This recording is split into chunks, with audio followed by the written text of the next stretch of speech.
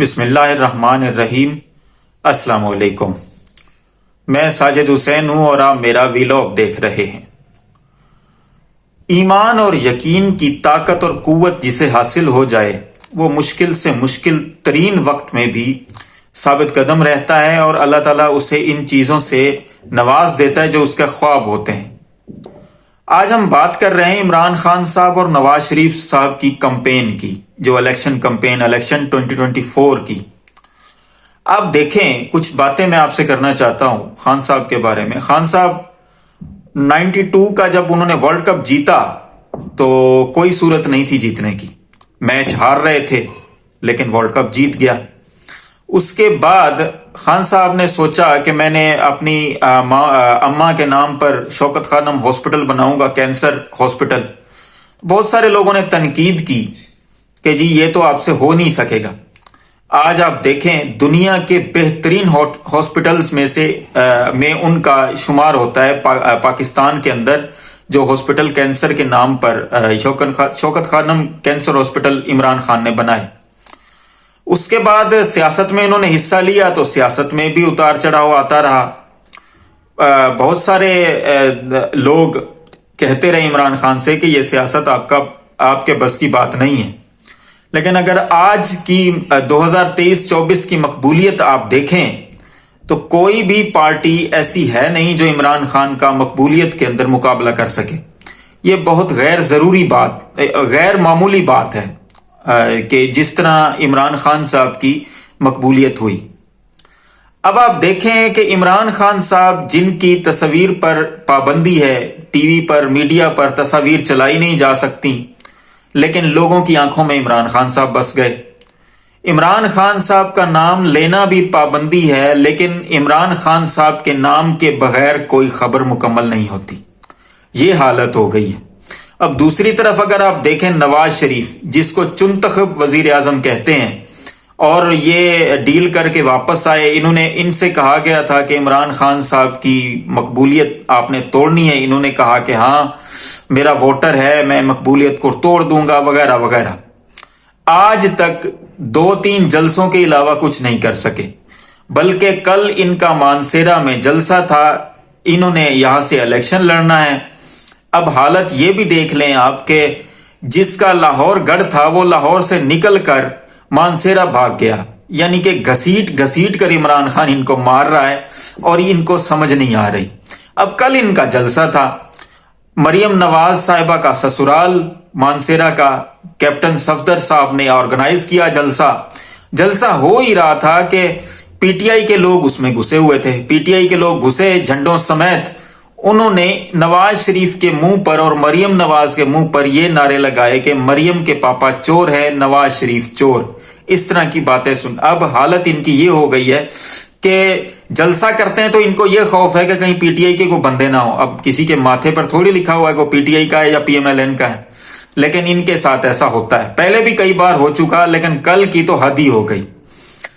دوسری طرف عمران خان صاحب کے لوگ جن کو جلسہ کرنے کی بھی اجازت نہیں، حالانکہ ان سے بلہ چھین لیا، ان کا لیڈر جو ہے مین لیڈر عمران، وہ جیل میں بند ہے، چیئرمین شپ چھین لی، پتہ نہیں کیا کیا کچھ نہیں کیا عمران خان صاحب اور ان کے پارٹی لیڈرز کے خلاف۔ بہت سارے لوگ ابھی بھی جیلوں میں بند ہیں، لیکن حالت ان کی یہ ہے کہ اگر ان کا نام بھی کوئی سن لے تو آپ اس بات سے اندازہ لگا لیں کہ عمران خان کے نام پر بہت سارے لوگ، بلکہ پوری پارٹی آزاد امیدوار بن کے الیکشن لڑ رہی ہے، کیونکہ بلہ چھین لیا سپریم کورٹ نے۔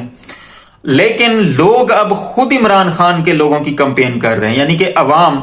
حامد میر جو ایک صحافی ہیں، پرومیننٹ صحافی ہیں، میں نے ان کا ایک ویڈیو کلپ وائرل ہوا، میں نے وہ سنا۔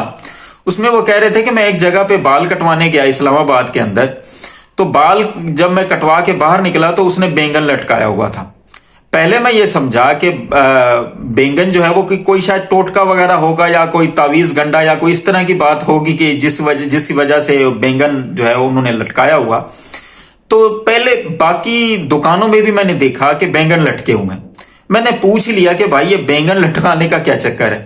انہوں نے کہا کہ آپ کو نہیں پتا، ہمارے یہ اس حلقے کے امیدوار جو عمران خان کا امیدوار ہے اس کو بینگن دے دیا گیا، ہم اس بات سے جو ہے وہ اس کا دل بڑھا رہے ہیں کہ آپ نے پریشان نہیں ہونا، ہم آپ کے ساتھ ہیں، یعنی کہ یہاں تک آپ دیکھیں۔ دوسری طرف بنیر کے اندر پی ٹی آئی کے جو نئے چیئرمین ہیں بیرسٹر علی گوہر صاحب، انہوں نے اپنے لیے کمپین کی، اور کیا خوب لوگ تھے وہاں پہ، چھتوں کے اوپر لوگ چڑھے ہوئے ہیں، وہ چھتیں وہ والی چھتیں نہیں جو مریم نواز کہتی ہیں کہ شاہدرہ کے اندر جلسہ ایسا ہوا کہ ہمارے لوگوں کی وجہ سے چھتیں ٹوٹ گئیں ماشاءاللہ، وہ والی چھتیں نہیں، یہ واقعی میں لوگ چھتوں کے اوپر اور پتہ نہیں کہاں کہاں بیٹھ کر اتنی شدید سردی کے اندر وہ کمپین میں جو ہے وہ علی گوہر کے ساتھ تھے۔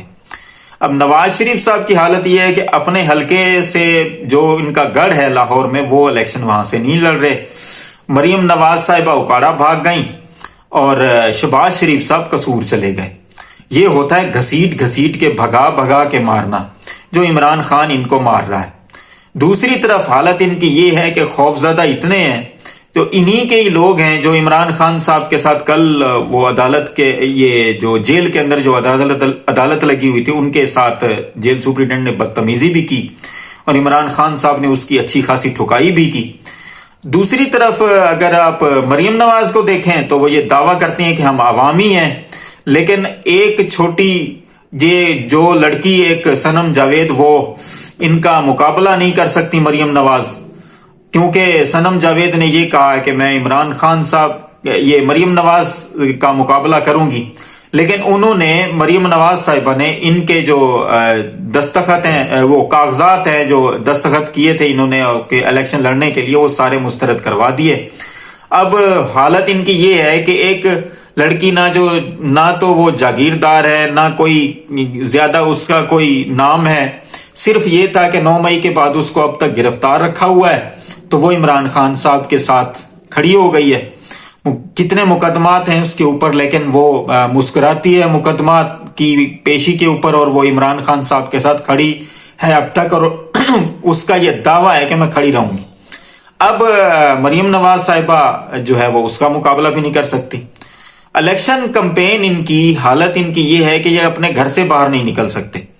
آخر میں ایک بات اور میں آپ کو بتاتا جاؤں کہ کل ماریا میمن صاحب کا کل پرسوں پروگرام ہوا، جو ایئر وائی کی اینکر پرسن ہیں، ان کے پروگرام کے اندر محمد زبیر نے جو نون لیگ کے ترجمان رہے تھے کبھی مریم نواز اور نواز شریف کے، انہوں نے یہ بات کی ہے کہ جب عمران خان صاحب کی حکومت گرائی گئی، جب رجیم چینج آپریشن ہوا، بات تو ہم اب تک یہی سنتے آ رہے ہیں کہ ملک ڈیفالٹ ہو رہا تھا، مہنگائی بہت زیادہ تھی، حالت خراب تھی، اس لیے ہم نے یہ کام کیا رجیم چینج آپریشن کا۔ محمد زبیر صاحب کہتے ہیں کہ ایسا کوئی خطرہ موجود نہیں تھا، ملک ڈیفالٹ کے اوپر موجود نہیں تھا، بلکہ 16 ارب ڈالر جو ہے وہ امریکی ڈالر جو ہے وہ اسٹیٹ بینک کے اندر موجود تھے، اور جو ہے وہ جو ڈالر کا ریٹ ہے پاکستان میں وہ 175 سے 78 روپے تھا۔ اب جب 3 ارب ڈالر بچے، وہ تو شہباز شریف کی حکومت میں بچے تھے جا کر، اور مہنگائی بھی 12% 13% سے زیادہ مہنگائی نہیں تھی عمران خان کے دور میں، لیکن نواز شریف اور شہباز شریف کی حکومت آئی پی ڈی ایم کی تو 40-45% کے اوپر آج مہنگائی ہے۔ بجلی کے بلوں نے لوگوں کا جینا حرام کر دیا ہے، اور حالات بہت مشکل ہیں۔ لوگ اب واقعی میں خودکشیاں کر رہے ہیں۔ پہلے تو عمران خان کے دور میں یہ کہتے تھے کہ لوگ خودکشیاں کر رہے ہیں، میرے دوستوں نے بھی مجھے کہا کہ لوگ خودکشیاں کر رہے ہیں، لیکن انہوں نے ثبوت نہیں دیا۔ اب واقعی میں لوگ خودکشیاں کر رہے ہیں، کیونکہ بل بھرنے کے پیسے نہیں ہیں، لوگوں کے پاس کھانے پینے کے پیسے نہیں ہیں۔ اب نواز شریف صاحب نے جو ٹوٹے پوٹے جلسے جو مانسیرا میں ہوا، انہوں نے تقریر کی، تقریر میں انہوں نے کہا کہ جی میں موٹر وے بناؤں گا، میں ٹرینیں چلاؤں گا، میں یہ کروں گا، میں وہ کروں گا۔ موٹر وے بنانے کے اوپر میں ایک بات آپ کو بتا دوں کہ ایک رائٹر ہے جان پارکن، اس نے ایک کتاب لکھی تھی اکنامک ہٹ مین، اس میں انہوں نے لکھا کہ جن ممالک کو ہم قبضے میں رکھنا چاہتے ہیں، غریب رکھنا چاہتے ہیں، ہم ان کے حکمرانوں کو یہ بات سکھا دیتے ہیں کہ آپ تعمیرات اور تعمیرات کے اوپر، جس طرح یہ سڑکیں وغیرہ بنتی ہیں، یہ موٹر وے بناتے ہیں، انہی کے نام پر جو ہے وہ آپ ہم سے قرضہ لیں، تاکہ آپ جو ہے نا وہ قرضے کے اندر ڈوبے رہیں، واپس نہ کر سکیں، اور اس طرح کے حالات آپ کے جو ہے نا وہ بنتے رہیں۔ لیکن نواز شریف صاحب کو کون یہ سمجھائے کہ حالت لوگوں کی یہ ہے کہ لوگوں کے پاس کھانے پینے کے پیسے نہیں ہیں، آپ ٹرینیں بنانے کی سوچ رہے ہیں۔ بس اللہ تعالیٰ ہمارے ملک کو ان بے شرم اور بے حیا حکمرانوں سے بچائے، تمام دیکھنے سننے والوں کو اللہ آسانیاں دے اور آسانیاں تقسیم کرنے کی توفیق بھی دے۔ ان مشکل حالات میں اگر ہم کچھ اور نہیں کر سکتے تو اپنے اس ملک کے لیے دعا ضرور کریں جسے ہم نے بڑی قربانیوں کے بعد حاصل کیا۔ فلسطینی بھائیوں کے لیے دعا کریں، اپنے آس پاس دوستوں رشتہ داروں کا خیال رکھیں، اور ہمارے اس چینل کا بھی۔ آپ کا بہت بہت شکریہ۔